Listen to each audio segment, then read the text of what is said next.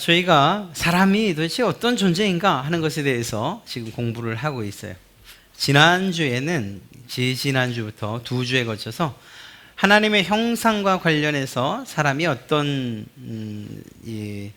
피조물인가 하는 것을 배웠죠. 우리 사람을 만들었을 때, 사람이 만들어졌을 때에 그 만드실 때 하나님이 다른 피조물들과는 다르게 특별하게 만드셨다는 것을 성경은 기록하고 있습니다. 그리고 그 특별함을 우리는 무엇이라고 이야기했는가, 그 무엇이 특별한가 이야기할 때 하나님의 형상을 따라서 사람을 만드셨다.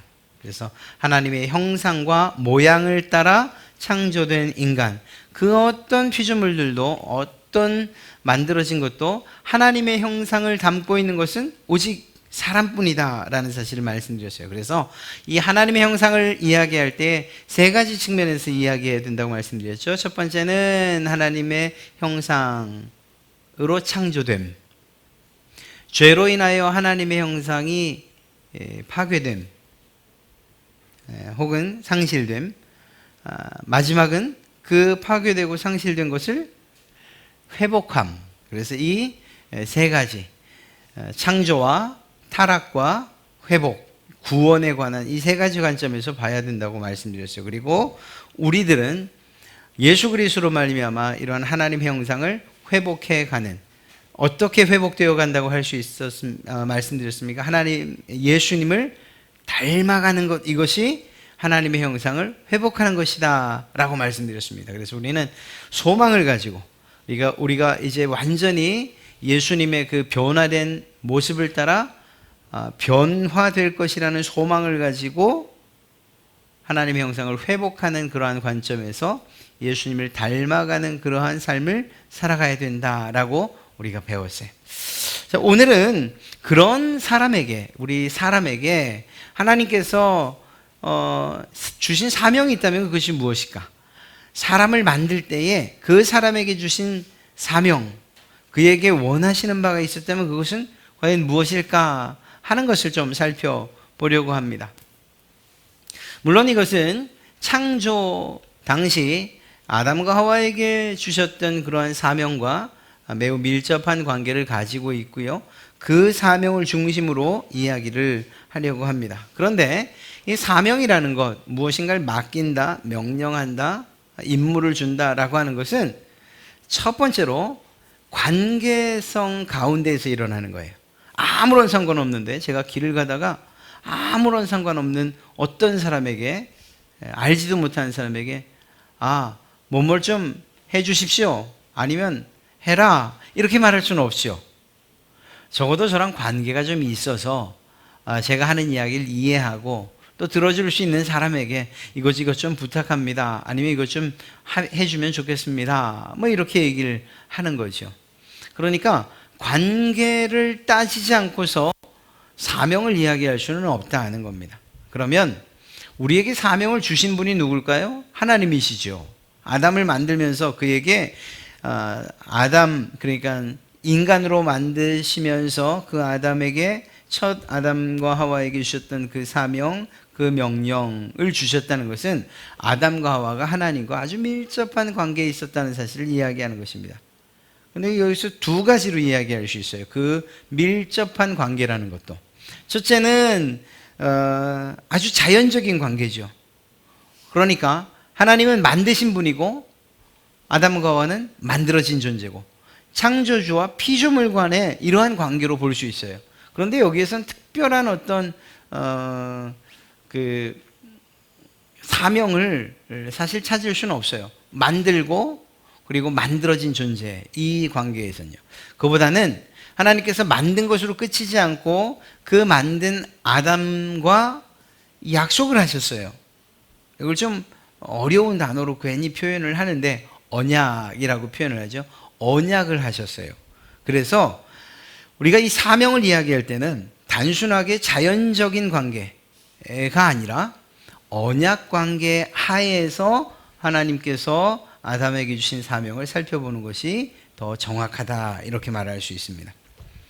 언약을 주시는 주인의 입장에서, 또 그 약속을 받는 종의 입장에서 이 주종 관계에서 맺어진 언약, 하나님과 우리 사람 사이의 이 언약 관계에서 우리에게 주어진 사명이 무엇인가를 살피는 것이 그것이 더 옳다라는 것을 말하는 것입니다. 그래서 오늘은 자연적인 관계, 즉 창조주와 피조물의 관계보다는 이 언약 관계 하에서 우리에게 주어진 사명이 무엇인가를 좀 더 이렇게 떼어서 언약 관계 하에서 살펴보려고 합니다.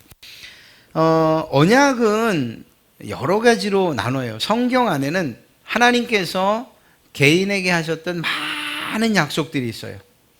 그런데 그 약속들 가운데에도 대표적인 것들이 있는데 그 대상에 따라서 이렇게 나눌 수 있습니다. 첫째는 아담과 맺으신 언약이 있어서 아담 언약이라고 하는데, 이 아담 언약을 두 가지로 나눠요. 창조 언약과 아담 언약. 그래서 창조 언약은 아담이 범죄하기 이전에 하나님께서 하셨던 약속, 그것을 굳이 창조 언약이라고 그렇게 이야기할 수 있고요. 그것과 구분해서 아담이 범죄한 이후에 하나님이 하셨던 약속, 그래서 아담 언약이라고 이렇게 나누어 놨습니다. 굳이 그렇게 나눠야 됩니까? 그러니까요. 굳이 이렇게 나눠야 되는가 싶은데 대부분 이렇게 사용을 해요. 그래서 우리도 따라가는 것이 옳을 것 같습니다. 창조 언약 그러면 아담이 죄 짓기 이전에 하나님이 하셨던 약속, 그리고 아담 언약 그러면 죄 지은 이후에 하셨던 약속, 그리고 나머지 많은 약속들이 있는데요. 예를 들면 노아, 아브라함, 또 모세, 다윗, 그리고 예수님, 예레미야와 했던 새 언약, 그리고 예수님과 했던 언약, 예수님을 통한 언약, 이런 개개인이 했던 많은 언약들을 이야기하고 있습니다. 대부분 다 이런 언약이 이 성경 안에 있는 아주 중요한 언약의 대부분이에요. 그런데 이제 내용으로 또 따지고 보면 이것은 좀 단순합니다. 두 가지인데요. 그것은 행동을 통해서 하나님이 우리에게 약속하신 거예요. 너 이거 해. 그러면 내가 이렇게 하마. 이렇게 하지 않으면 내가 이렇게 할 것이다 라고 말하는. 그래서 뭔가 이 주종 관계가 분명하고 명령과 그리고 그 명령을 순종하는 자들이 분명히 구분되는 행위 언약이 있어요. 그러니까 예를 들면 어떤 사람들은 내가 구원받기 위해서는 열심히 착한 일을 해야지, 열심히 공로를 쌓아야지, 중세시대 교회처럼 이렇게 생각했던 사람들 있죠? 그들은 행위 언약을 믿는 그리고 따르는 사람들이에요. 행동을 통해서 하나님의 약속을 성취할 것이다 이렇게 생각하는 사람들이에요.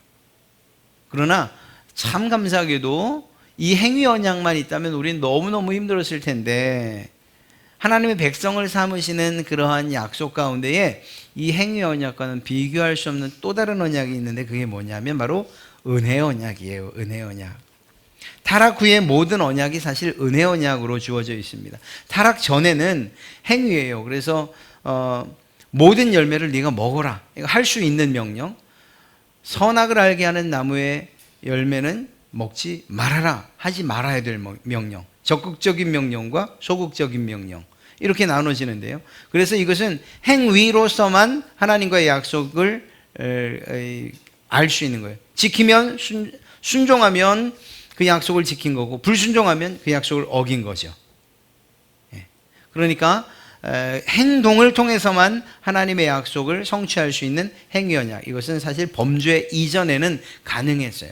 그러나 이후에 율법을 비롯해서 하나님이 우리에게 하신 모든 약속들은 행위 언약이 아니고요, 일방적으로 주어진 선물과도 같은 은혜 언약임을 알 수가 있습니다. 그래서 무조건적인 언약이에요. 하나님께서 일방적으로 우리에게 베풀어 주신 선물과도 같은 언약이에요. 만약에 이게 아니면 우리는 사실 할 수가 없어요. 율법을 통해서 우리가 구원받을 수 있느냐? 네, 그럴 수 있어요. 하나님이 우리에게 주신 법이니까 완벽하게 지키면, 정말 하나 어김없이 완벽하게 지키면 하나님께서 우리를 구원해 주실 거예요. 그런 면에서 그걸 행위 언약이라고도 말할 수 있어요. 그런데 그런 존재가 있어요? 그럴 수 있는 능력이 우리에게 있어요? 없지요. 그래서 그것은 어떤 면에서는 행위라고도 말하지만 하나님께서 약속해 주셨다는 면에서 이 모세의 율법만큼은, 이 모세의 언약은 은혜 언약과 행위 언약의 양면성이 있다, 이렇게 얘기를 해요. 그런데 말씀드린 것처럼 모든 언약은 범죄한 이후에 하나님이 우리에게 하셨던 모든 언약, 노아, 아브라함, 모세, 또 혹은 다윗, 예레미야의 새 언약 등등 예수님의 언약, 이 모든 언약들은 사실은 우리의 어떤 행위를 보고 하나님이 약속을 하신 것이 아니라 하나님께서 일방적으로 우리에게 주어주신 무조건적인 언약이라는 사실을 알 수가 있습니다. 여러분, 이 무지개가 뭘 닮았죠? 활을 닮았잖아요. 활. 그래서 실제로 노아와 약속하실 때 이 무지개라는 단어에 사용된 그 히브리 단어의 의미에는 활이란 그런 의미도 있어요. 그런데 그 모양대로 만약에 활이 시위에 매겨지면 이 화살이 어디로 올라가게 되어 있죠? 하늘로 올라가죠. 그러니까 하나님께서 사실은 인간과 약속을 하셨지만 그 모든 책임을 하나님께서 지시겠다라는 그런 의미를 담고 있다, 이렇게 해석하는 분들도 있어요. 네. 틀린 건 아닌 것 같아요. 자, 어찌되었거나 이렇게 타락 전 아담과 맺은 언약, 이 조건적이고 그리고 창조 언약, 이것 이후에 있는 모든 언약은 행위 언약이라고 말할 만한 것이 단 한 가지도 없어요. 모두가 다 은혜 언약이에요. 하나님 편에서 일방적으로 주어졌고 무조건적으로 주어진 언약이라는 것이죠. 자, 이 성경이 기록될 당시 고대 근동에서의 언약이다 할 때엔 대략 두 가지 정도가 있어요. 이것도 앞서 말한 내용에서의 행위 언약과 또 은혜 언약, 이것처럼 같은 의미에서 구분되는 거예요. 그 당시에 고대 중동 지방의 언약의 종류는, 첫째는 종주권 언약이 있어요. 이것은 분명하게 주인과 종이 있는 거예요. 그래서 강대국의 왕과 봉신이라고 불리는 약소국의 왕 사이에 맺는 국가적인 조약을 얘기해요. 그러니까 강한 자 앞에 무조건 복종하는 거예요. 하란 대로 해야 되는 거예요. 가랑이 사이를 무릎 꿇고 지나려면 그렇게 지나가야 돼요. 왜? 그래야 사니까. 그래서 명령을 하는 자와 그리고 또 명령을 받는 자 사이에 분명한 행위로서의 약속이 있어요. 조공을 바치라면 바쳐야 되고, 사람들을 보내라면 보내야 되고, 죽으라면 죽어야 되는 거예요. 이렇게 명확한. 그런데 이런 언약만 있었던 건 아닙니다. 바로 후원자 언약 혹은 왕의 하사라고 하는 이러한 약속의 방식도 있었어요. 이것은 무엇인가 하면 힘센 종주가, 왕이 약한 신하들 혹은 봉신, 약한 나라에게 어떤 조건을 걸지 않고 그냥 선물을 주는 거예요. 선물을 하사하는 거예요. 아무런 조건이 없어요. 받는 사람은 어쩌면 어리둥절할지도 몰라요. 이거 주고 또 땅 달라는 것 아닌가? 그런데 그런 조건 없이 그냥 주는 거예요. 하사품 뭐 이렇게 얘기하잖아요. 그것처럼. 그런데 이것도 사실은 약속이라는 거죠. 후원자 언약 혹은 왕의 하사, 이렇게 얘기해요. 이건 일방적이에요. 누구 맘대로 하는 겁니까?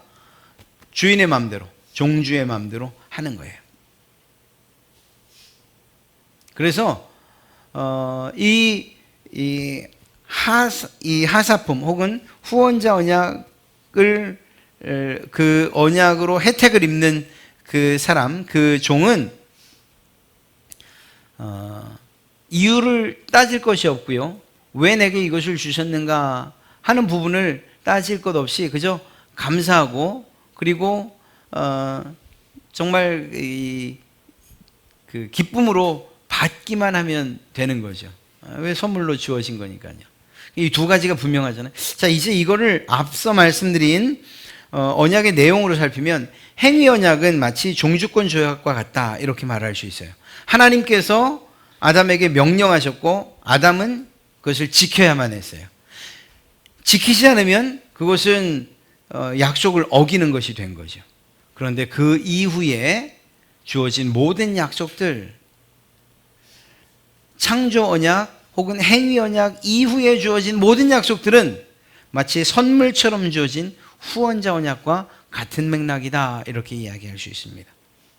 우리가 무엇인가를 해서 할 수 있어서 한다고 다짐해서 주시는 그러한 선물이 아니고 하나님께서 일방적으로 주시는 그러한 은혜와도 같은 것이라는 거죠.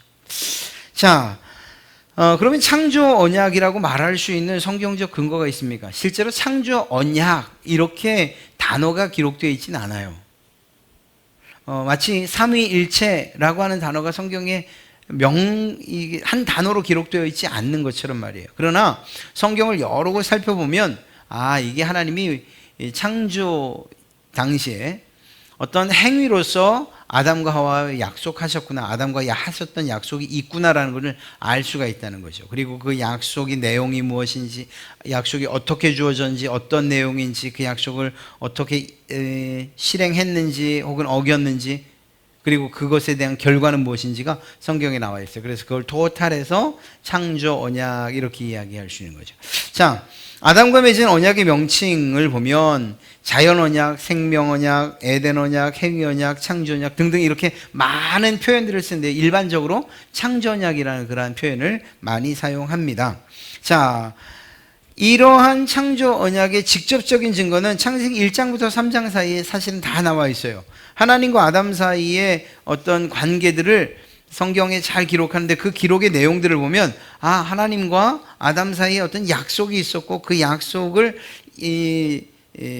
약속에 대해서 순종하느냐 불순종하느냐, 그리고 그것에 대한 어떤 하나님의 그러한 그 보응이라고 그 약속에 대해서, 약속을 지키고 안 지킨 것에 대해서 어떤 형벌의 내용이 담겨져 있는 것을 알 수가 있어요. 1장부터 3장 사이에. 그걸 좀 세분해 보면 이렇습니다. 1장 1절부터 2장 15절 사이를 보면 하나님이 어떤 분이신지, 마치 이 어떤 이 약조문에 서원과도 같이, 전문과도 같이 이렇게 하나님이 어떤 분이신가 하는 것들을 나타내고 그 하나님이 사람을 창조하셨다라는 이러한 내용들을 기록하고 있습니다. 그래서 하나님과 사람과의 약속이 있기 전에 이러한 어떤 서원, 전문을 기록하고 있고요. 그리고 실제적으로 하나님께서 하셨던 약속의 내용을 창세기 1장 28절과 2장 16절부터 17절 사이에 기록하고 있어요.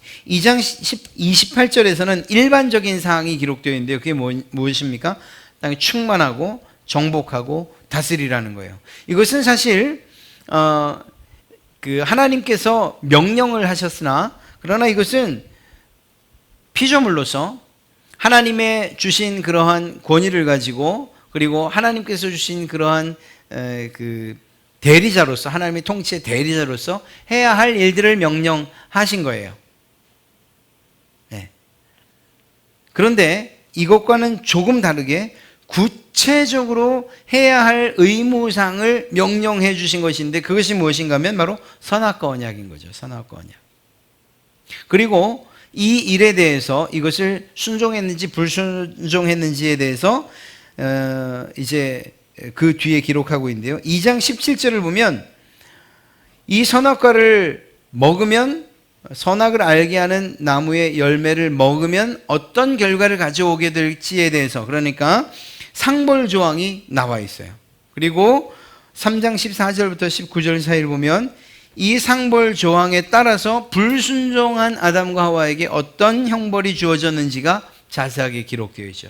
그러니까 이런 맥락을 볼 때에 창세기 1장부터 3장을 살펴보니까 하나님이 이 선악을 알게 하는 나무의 열매를, 실과를 먹지 말라고 하신 이것, 또 반대로 모든 나무의 열매를 먹으라고 한 것, 이것은 하나님께서 아담과 하셨던 약속이구나 라는 걸 알 수가 있어요. 그 약속을 불순종했구나, 그 불순종을 한 것 때문에 상벌의 내용대로 그들이 형벌을 받았구나 하는 걸 알 수가 있죠. 그러니까 우리가 창조 언약 이렇게는 기록되어 있지 않지만, 그러나 이 내용들을 볼 때 하나님과 아담이 했던 약속이 있었구나, 그리고 그 약속은 반드시 행위로서 지켰어야 했던 것이구나 하는 것을 알 수 있죠. 행위로서 어떻게 지킬 수 있을까요? 안 먹으면 됐죠. 안 먹으면 괜찮았던 거예요. 안 먹으면. 그런데 뱀의 유혹과 또한 죄의 유혹으로 말미암아 먹었죠. 자, 이건 직접적이에요. 창세기 1장부터 3장 사이에는 이 창조 언약에 대한 내용이 사실 구체적으로 기록되어 있어요. 그런데 이것 말고도 이미 하나님께서 아담과 약속을 맺으셨다는 사실들을 여러 곳에서 이야기하는데, 첫째는 창세기 6장 18절을 보면 노아와 맺으신 언약, 이 언약을 보면 내용이 그렇죠. 그러나 너와는 내가 내 언약을 세우리니 너는 내 아들들과 내 아내와 내 며느리들과 함께 그 방주로 들어가고. 여기서 이 언약이라는 이 단어는 쿰이라는 히브리어를 사용했는데요, 이 단어의 의미가 무엇인가 하면 새롭게 약속을 한다는 의미가 아니라 기존에 했던 언약을 새로이 갱신한다고 할 때 사용되는 단어예요. 그러니까 새로이 갱신된다고 하면 이전에 노아와 했던 약속 이전에 어떤 약속이 있었다는 걸 의미하는 거겠죠. 그것이 바로 창조 언약, 아담과 했던 언약이다라는 사실을 이야기하는 것이죠. 또 호세아서 6장 7절 말씀을 보면 그들은 아담처럼 언약을 어기고, 여러분 아담처럼 언약을 어겼다, 이 말이 뭘까요? 지금 어떤 사람들이 하나님과의 약속을 어겼는데 이들이 아담이 하나님과의 약속을 어겼던 것처럼 어겼다는 얘기죠. 그러면 이 말을 다시 말하면 아담과 하나님 사이에 약속의 내용이 있었구나 알 수 있는 거죠. 예, 그런 의미에서 로마서 5장 12절부터 19절 말씀을 보면 역시 사도 바울은 아담과 그리스도를 비교하고 있는데요, 이런 상황 가운데서 아담의 불순종으로 인해서 죄와 형벌이 들어왔고 그리스도의 순종으로 인해서 의와 생명이 들어왔다, 이렇게 이야기해요. 바꿔 말하면 아담과 하나님 사이에 약속이 있었고 그 약속에 불순종해서 죄와 형벌이 들어왔다 이야기하는 거죠. 그런 점에서 이러한 많은 성경이 아담과 하나님 사이에 있었던 약속을 우리에게 증거해 주고 있는 거죠. 비록 아담 언약 혹은 창조 언약, 행위 언약 이렇게 기록되어 있는 단어들은 없으나 충분히 하나님과 아담 사이에 있었던 약속의 내용은 우리가 알 수 있다는 것입니다. 자, 그러면 이렇게 이제 이 창조 언약, 이때에 이 언약에 나타난 인간의 사명이 무엇이냐? 일반적으로 앞서 말씀드린 창세기 1장 28절에서 이야기하고 있는 정복하고 다스리고 충만하라고 하신 이 명령을 따른 그대로 인간의 사명으로 받는다면, 사실 이것도 하나님의 위임 명령이거든요. 하나님께서 하실 그 다스림의 통치를 사람에게 맡긴 위임 명령이거든요. 아주 중요한 위임 명령이에요. 그리고 대위임 명령이 또 한 번 주어지는데 예수님을 통해서 주어지죠. 마태복음 20, 아이고 이렇게 생각이 안 나네요. 하여튼 제일 마지막 절, 아이고 이게 참 제가 이렇습니다. 자, 마태복음 이럴 땐 또 찾아봐야죠. 어떻게 하겠습니까? 마태복음 제일 마지막 장이 28장이죠. 그렇죠. 예, 28장 20절이에요. 20절 19절부터 그러므로 너희는 가서 모든 민족을 제자로 삼아 아버지와 아들과 성령의 이름으로 세례를 베풀고 내가 너희에게 분부한 모든 것을 가르쳐 지키게 하라. 이것이 예수님께서 우리에게 주셨던 대위임 명령이에요. 이제 우리는 이 명령을 따라서 살아가야 될 사람들인 거죠. 어찌되었거나 하나님께서 처음 창조하신 세상을 향해서 아담에게 충만하고 정복하고 다스리라고 하신 이 명령, 이것이 인간의 사명이었던 것입니다. 그래서 이것을 세 가지로 나눠 이야기할 수 있는데, 지난번에 이야기했던 것처럼 하나님의 형상을 할 때 이야기했던 것처럼 왕적인 사명, 제사장적인 사명, 선지자적인 사명으로 나눠 이야기할 수 있어요. 왕은 뭘 하죠? 통치를 하죠. 그러니까 하나님이 왕이신데 그 왕이 우리에게 그 왕권을 맡기신 거예요. 어떻게 하라고요? 아담에게 야, 내가 만든 이 세상을 내가 다스리고 통치해라, 돌봐라 라고 이 말씀하셨다는 거죠. 모든 피조물들을 다스리는 것 말입니다. 그런데 여기에서 단지 피조물들을 다스리는 것만이 아니라 우리가 조금 더 주의 있게 생각한다면 이러한 뱀의 유혹, 사탄의 유혹까지도 물리치고 정복하고 다스렸어야 되는 거예요. 안타깝게도 그 부분을 하지 못했지요.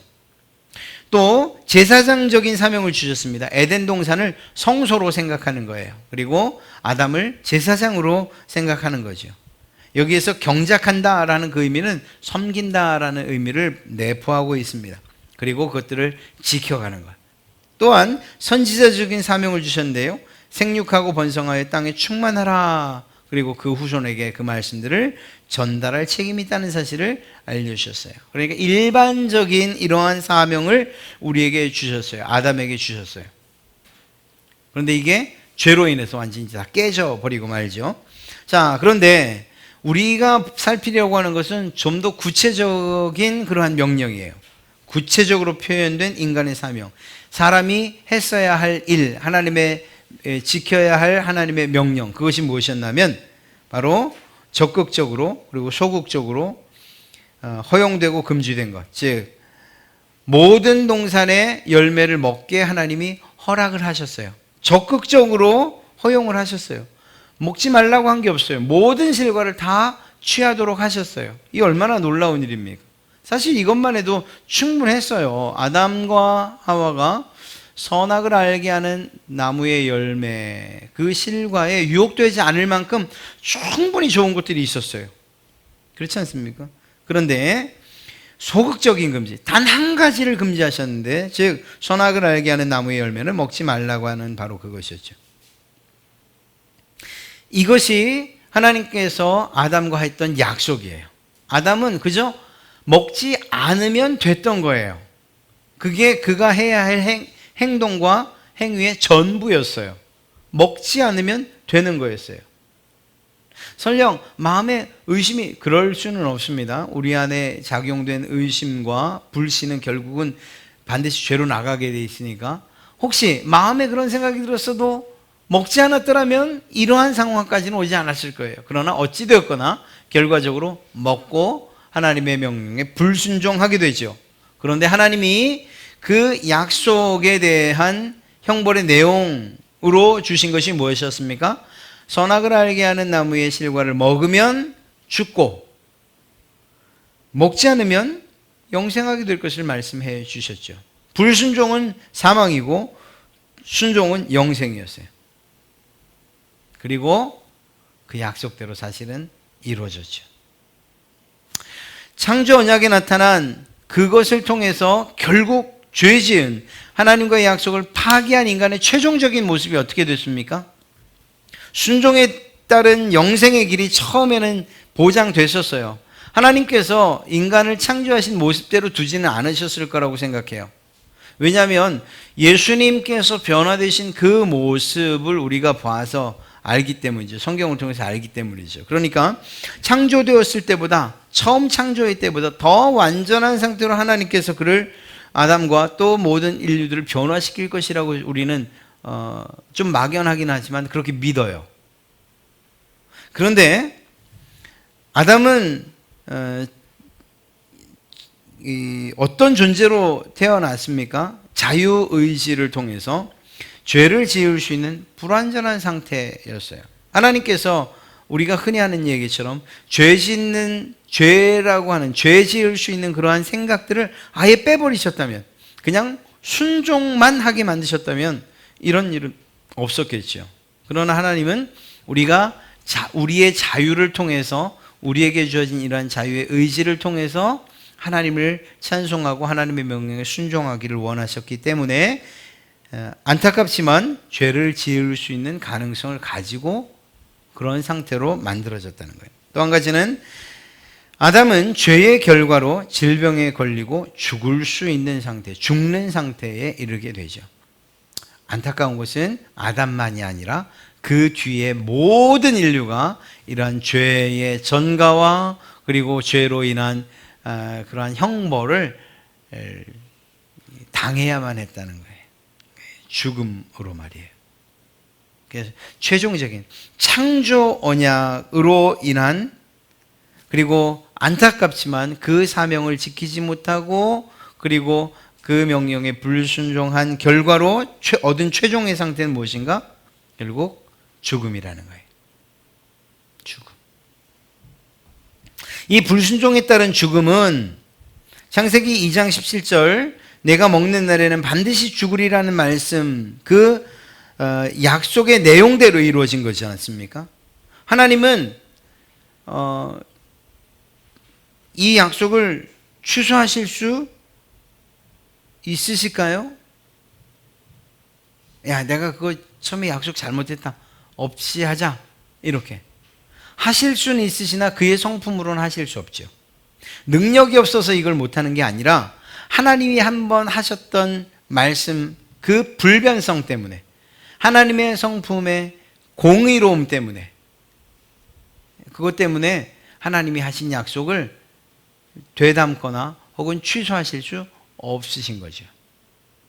그래서 결국은 반드시 죽으리라고 하신 약속대로 인간은 이러한 상태에 이르게 됩니다. 죽음에 대해서도 세 가지 정도로 이야기해야 되는데요. 영혼의 죽음이에요. 즉 하나님과의 교제가 단절되죠. 죄지은 아담과 하와가 어떻게 해요? 나무 뒤로 숨지요. 예, 숨어요. 하나님과의 교제가 단절됐다는 걸 이야기. 이미 그건 영혼은 사망 선고를 받은 것이라고 말해요. 두 번째, 육신의 죽음은요? 예, 죽어요. 비록 오래 살았지만 죽어요. 영과 육이 분리되는 실제적인 우리가 말하는 죽음을 맞이하게 되죠. 만약에 예수 그리스도가 없었다면 영원한 죽음을 맞이하게 될 것입니다. 그것은 하나님 앞에서 심판과 그리고 영원한 형벌이에요. 그리고 지옥과 천국으로의 영원한 분리, 하나님과의 영원한 분리죠. 이러한 상황에 놓일 수밖에 없었던 것.